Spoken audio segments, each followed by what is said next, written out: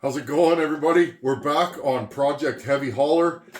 I'm starting to tie everything together. I'm getting really excited. The airbags are done, the paint's dry, and we're moving onward and upward.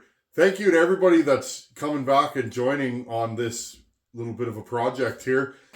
Again, this is an F-250 1996, what they call an OBS. Somebody messaged me saying, I didn't know what that meant. OBS just means old body style. That's what they call these. And this is an OBS 1996 F-250 with a 7.3 power stroke. Now, this is a work truck. This is for hauling and towing and backing in trailers and all that kind of stuff. Today's video, let's put on backup lights and a front light bar. Light bars are incredible. I never had one until a couple of years ago. I put one on my last truck. And let me tell you, if you live in the country and you backroad a lot in places where it's pitch black, a light bar is so good. I could see critters, 300-400 feet away easily and quickly, and I feel like it keeps me safer. Now, on the back of this truck, as you guys know, those of you that were here for the last video, I mounted this headache rack and bed rail protector system, and it's on there nice and solid now. Now, today, let's put on some backup lights. And again, if you back trailers up in the dark, if you've never had a set of backup lights on your rig, especially ones mounted up high that you can project the light onto your trailer and into the corners, I usually have two facing back and two facing on an angle. And that way, when I'm backing my trailer, it's always in the light and I can always see right behind me. If you've never had a set of those on your towing rig, let me tell you, you don't know what you're missing. I put them on my last truck and I can see all the time now, whether it's pitch black out or daytime, it doesn't matter. I can back my trailers in without worrying about hitting anything.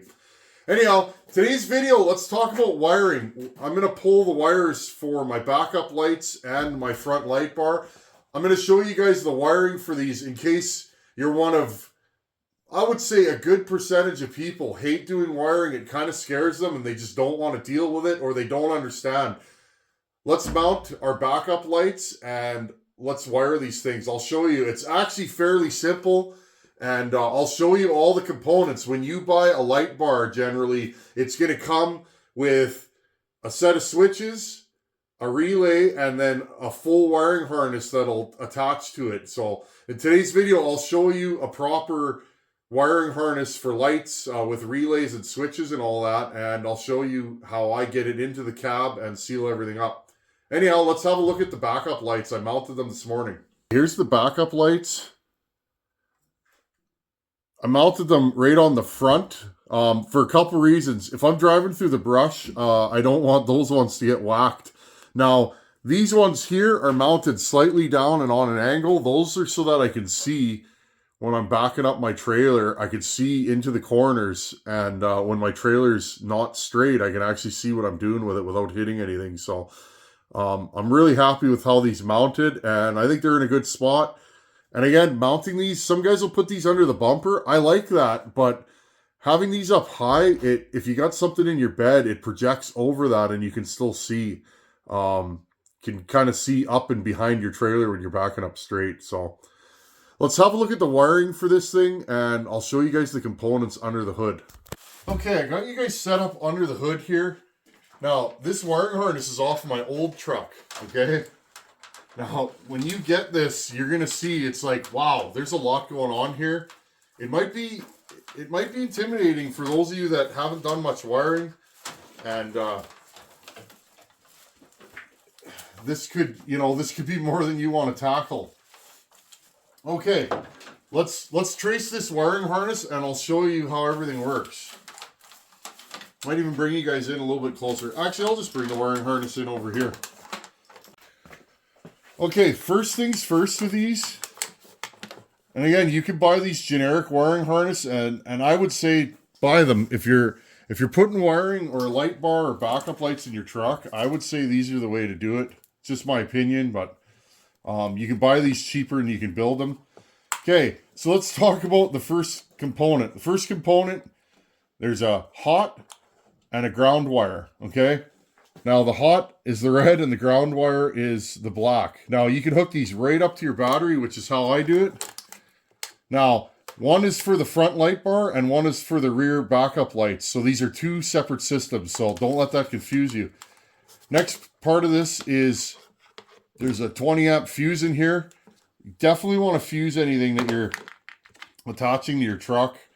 That way, if you have a short, you won't burn your vehicle down. I've seen vehicles burn to the ground because of a dead short. Okay, so hot ground. Now, I have these mounted to a bracket for right now.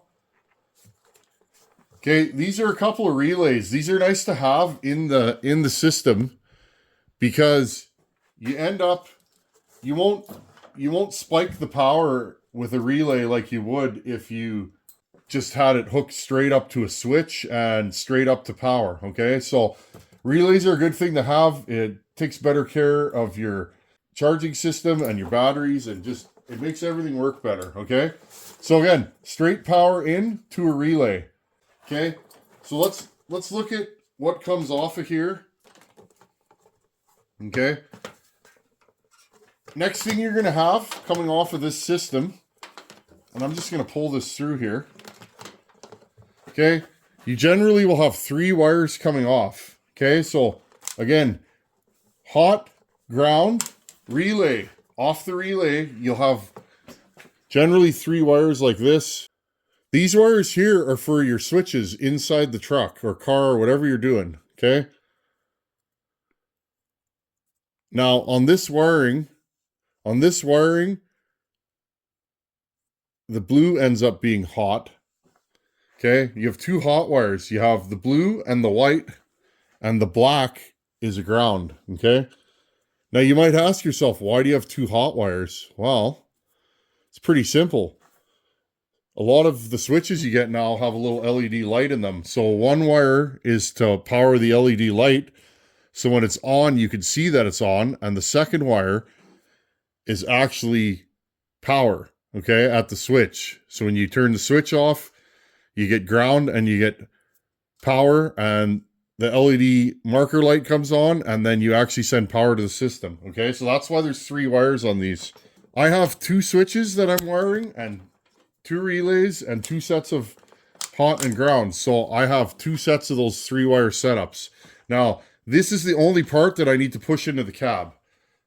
Okay, these wires here, everything else can stay under the hood. Now, the last part of this system and the last harness, okay, that you're going to worry about, these are actually your power leads. Okay, and these are what I hooked up at the other end of the truck. You got your hot and your ground. Okay, and that's it. Now, I'm going to do this setup. I'm actually going to wire this for you guys on video so that you guys can see how it all works. Now, the number one thing is find somewhere to pull the wires into the cabin. I think I found a grommet that's going to be big enough, but I'm kind of unsure right now because I'm also, at the same time, I'm going to build a separate video for you guys on doing my triple pillar gauges. So I'm kind of doing 2 projects at once, but I don't want it to get too complicated. So I'm going to do a light video for you guys and the pillar gauge video. Anyhow, I'll show you guys where it's coming through. Since I've been looking and I think I'm probably not going to have enough room in that hole in the firewall. And I'm still running my airbags. I got to run the air line into the cab, and then all my wiring for my gauges come from under the hood. And there's 3 harnesses for that. I think what I'm going to do is I'm going to run this stuff down and through this factory grommet in the floor. There you go. I've punched 2 undersized holes in there. This is nice pliable rubber. It's not stiff or anything. When I push those wires through there, it'll seal back up and I won't have to put any adhesive or silicone or anything on it. So I pretty much cut all my existing tape apart, and I'm going to hook these up knowing that this snorkel is going to cover here. So I want to keep everything on the outside of the air filter, especially since nothing's in the way. Okay, so I have two positives. I'll put those underneath the handle. That's a good name. Underneath the handle on the battery. Grab my ratchet. and snug these up.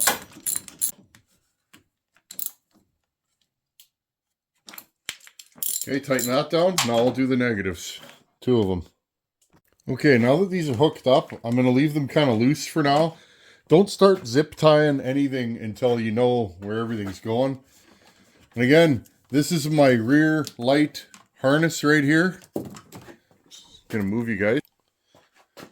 Okay, this is my rear light harness right here. I'm going to throw this way, because I know that this is going to need to go down somewhere there onto the frame rail, and then I'm going to attach it to the frame. And also, that's where the air lines are going to go for my airbags at the same time. Okay? And this is going to be my 2 sets of wires for my switches right here. So I know those are going to go that way. Those are going to go for the firewall. So again, to keep everything from getting tangled, I'm going to pull this back through here. Don't let this intimidate you. I think the main thing when you're doing wiring is to have a plan. Okay, this is the inside of the frame. That's where the firewall butts up to the floor.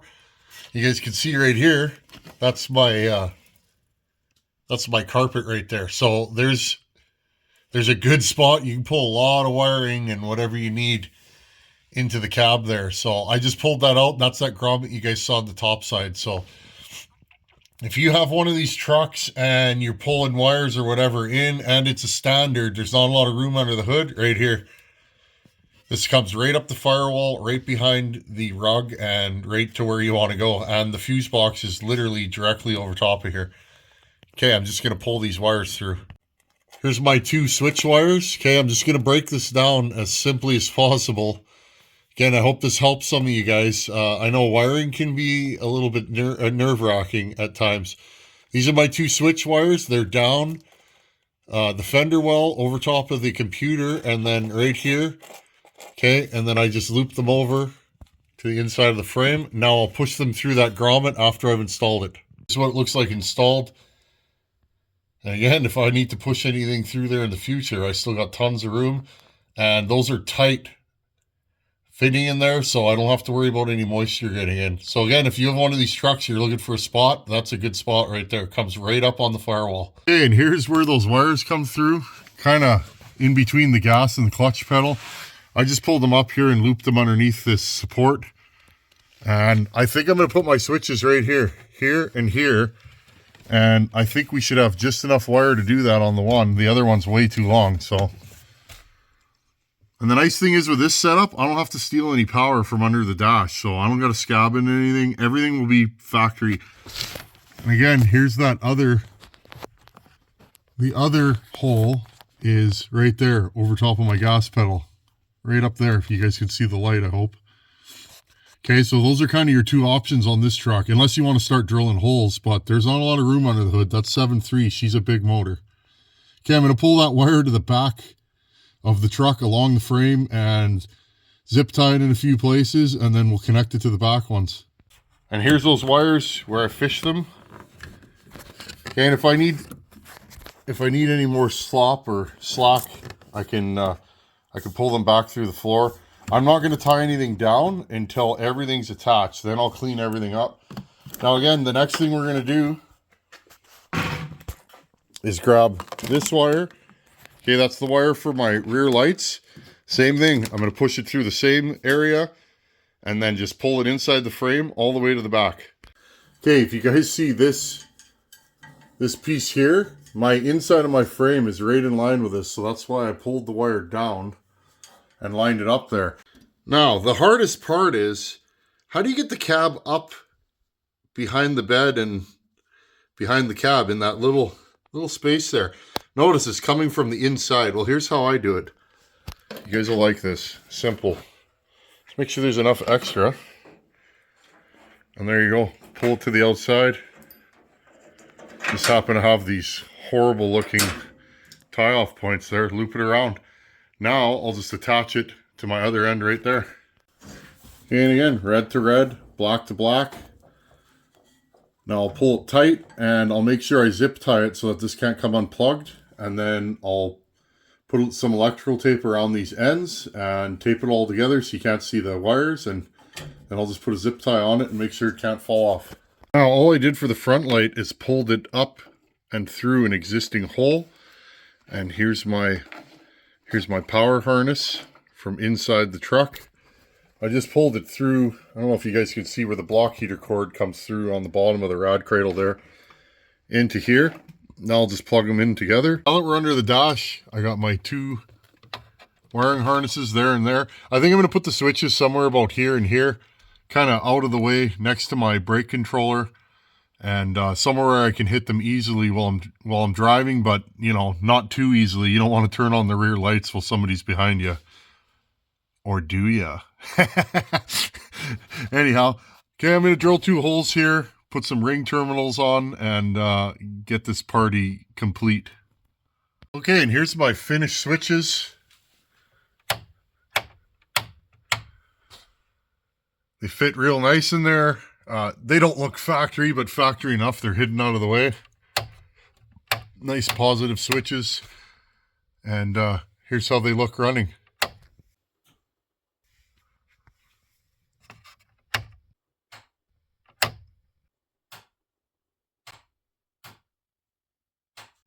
And now the front one.